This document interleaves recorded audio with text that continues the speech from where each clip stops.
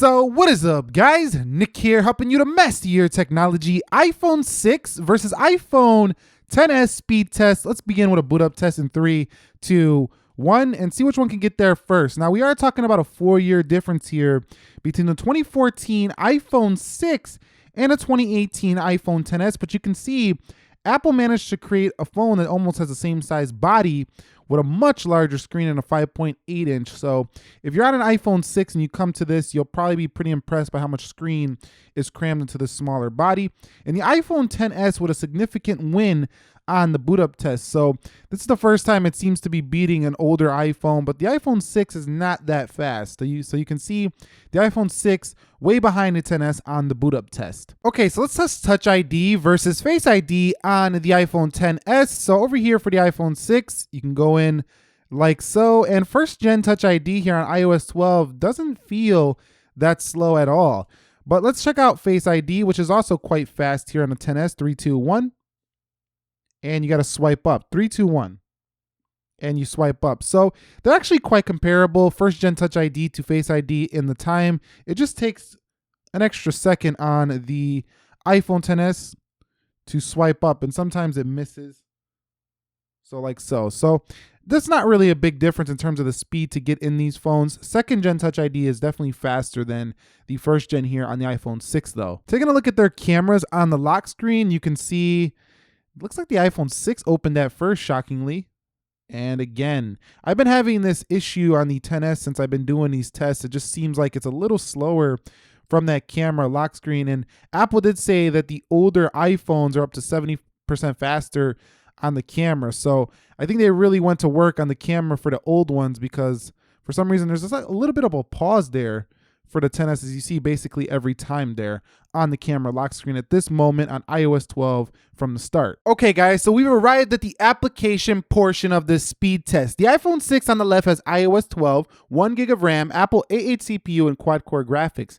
Over here on the right, we have an Apple A12 Bionic chipset, 4 gigabytes of RAM, and this does have a 4-core GPU. It's also running iOS 12. You can see everything closed out. Everything closed out. Let's begin with calendar. You can see that is the iPhone 10s. Let's go into calculator. You can see that is the 10s again. Let's go into clock. You can see that's the 10s. Let's go into Twitter. And here we're getting into some third-party apps, and you can see the 10s significantly ahead there over the iPhone 6, and it actually scrolls a lot smoother as well, as you can see from that example. Let's go into Snapchat. And you can see Snapchat is a win to the iPhone 10s. Let's go into Instagram. And you can see Instagram is also a win for the iPhone 10s. Heading over into the profile page, let's go into one of my posts. Once in, the iPhone 6 performs respectably, but the 10s is still ahead. Let's go into WhatsApp. And you can see WhatsApp is a win for the iPhone 10s on the right. Let's go into YouTube. And YouTube seems to be ahead again for the Apple iPhone 10s. Let's go into trending. Trending tab shows a similar performance, but I've seen a little bit faster again for the iPhone 10s. Let's go into Prime Video, see which one can win this one. And it looks like the 10s might be ahead again. And yes, it is. So finally, we're seeing a phone that is much faster than, and that is the iPhone 6. So if you have an iPhone 6, I think it's time for you to upgrade if you want speed improvements. Let's go into Amazon, but you don't actually have to go to a 10s to get speed improvements. You could actually buy an iPhone 8. You can buy an iPhone 7, and you'll still get big speed improvements over the iPhone 6. Let's go into eBay. But in terms of this comparison, this would be a nice design and speed improvement as you get more screen in a similar size body. So eBay is first on the 10s. Let's go into Slither. Here's where the iPhone 10s should pull way ahead. And it does here on the first game, as you've seen a marginal difference, but still pretty big there over the iPhone 6s on the 10s. So very fast right there. Let's go into Jetpack Joyride. And you can see it should pull ahead here as well. And this is way ahead of the iPhone 6s or the iPhone 6. I got them confused. You see right here, look at the difference right there in load time. That is tremendous.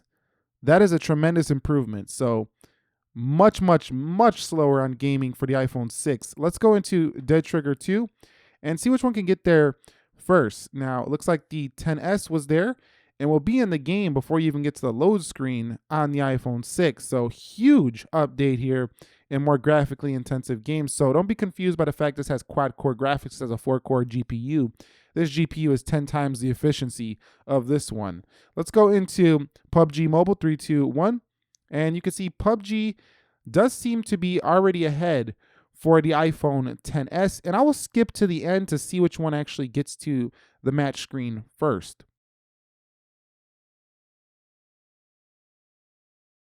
All right, so the iPhone XS was so far ahead of the 6S that I could have closed PUBG Mobile, reopened it, and it probably still would have beat the 6 back to the same page. Let's go into start. So when it comes to these graphics, if you have an iPhone 6, the XS is going to be a massive leap in performance for you, like a huge one. So you will definitely be able to justify the upgrade if you're coming from an iPhone 6. This is huge. So you can see, boom, already in the match, ready to go, and we're just now getting in on the 6. Let's go into Antutu benchmark, 3, 2, 1. And you can see that Antutu, even with the notification, should be first here for the XS, and it is. Geekbench hasn't been optimized, I don't feel, because it keeps not opening first on the XS. So yeah, you can see the 6 wins that one, but that's probably due to optimization. Let's go into speed test. You can see speed test opens first for the XS. And let's go into iMovie. And you can see iMovie is first on the right, then on the left. So it's just a pause every time for, there goes the iPhone XS on the camera. For the iPhone 6, let's go into Video Shop. You can see Video Shop again to the XS. So this is an absolute crushing win for the iPhone XS on this first round of apps. Okay, so let's test the multitasking. We're just going to go through these applications to see how many reloads we do get. So far, the iPhone 6 reloads iMovie. Let's go into speed test. That's ready to go. What about Geekbench? It had that. What about Antutu? So we get a reload here on Antutu. 1 gig of RAM. Don't expect, and there's a reload on PUBG. Don't expect this to hold basically anything significant in the background. There is Dead Trigger 2, and we're getting a little bit of a delay there. You've seen that little chop, and that thing flew out kind of weird. Let's go into the Jetpack Joyride, and you can see that's another reload for the 6. So the 6 is a single core phone. I mean, I wouldn't even really mess around with, doing multitasking and stuff like that. This thing just not going to do it. So you can see Amazon, another reload, Prime Video.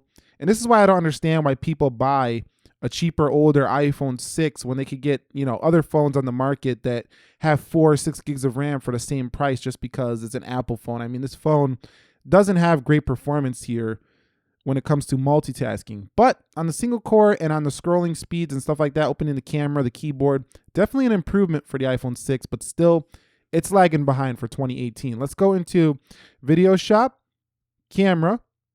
Let's go into the iMovie. Let's go into speed test, Geekbench, and Antutu. Slight pause there. Had the match open here. Dead Trigger 2. Let's go into Jetpack Joyride. Had that ready. Slither ready. And this has eBay ready, Amazon ready, Prime Video ready, YouTube ready. So here's another massive improvement. You can see almost no reloads. I think the camera was slight maybe on this one, but you can see clock, camera, and calendar. So basically perfect multitasking here for the iPhone XS. Another huge upgrade from your iPhone 6. Okay guys, so here we are with internet speed test between both devices. Let's go to apple.com, 3, 2, 1. And see which one is faster. So you can see a significant improvement here for the iPhone XS to load apple.com. Let's go into the XS. You can see again, way ahead there over the iPhone 6. Now you might say, well, 1 second, what are you talking about way ahead? But when you start adding up multiple web pages and surfing, this does make a considerable difference. Let's go into Yahoo, and you can see Yahoo is first on the right, then is the left. Let's click this latest article right here, 3, 2, 1. And you could see just slightly faster on that one for the iPhone XS. Now, scrolling is even improved. So you've seen there was a little bit of a delay there from the, iPhone 6. I mean, pinch to zooming. I said scrolling, but scrolling is also improved as well. As you see, it's smoother, a little more choppy. So overall, the internet time and speed of opening stuff and just the overall experience is a lot smoother for the iPhone XS. So coming from a 6 here is another big update for you if you care about your internet performance. Okay, so we've arrived at the video rendering portion. The iPhone 6 just crashed before I started editing this video or recording this video. Let's go ahead and hit next before it crashes. 3, 2, 1 and see what happens here on the compile of the video. So you can see that the iPhone XS is just smoking the iPhone 6 here on that render. So you can see, there you go. That's a 1080p 60 clip. It's the same exact video length and everything. So you can see the iPhone 6, we're just waiting and we're just waiting and just waiting. So if you're the type of person who likes to shoot some video, edit your video on the phone, you're going to see massive, huge updates for your iPhone XS. Let's go into the iMovie and now try it over here to see if it has more to do with the application, or if on an Apple app, it can actually render more closely. So let's hit save video, and we're gonna go into 1080p. So HD 1080p, 3, 2, 1.